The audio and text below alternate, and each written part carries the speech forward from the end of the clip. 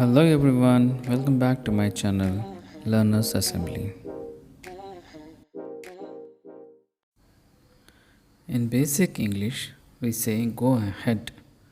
In advanced English, we say proceed. In basic English, we say look for. In advanced, we can say seek. In basic English, we say avoid.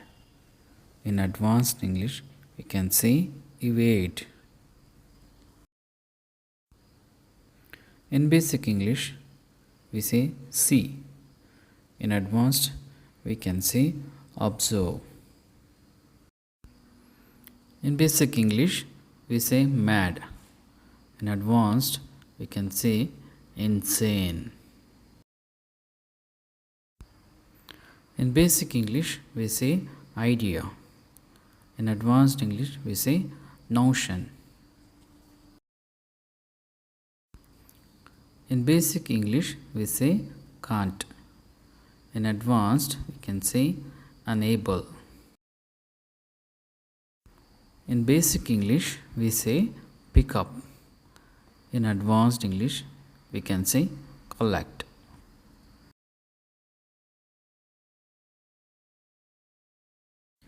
Thanks for watching. Subscribe for more videos.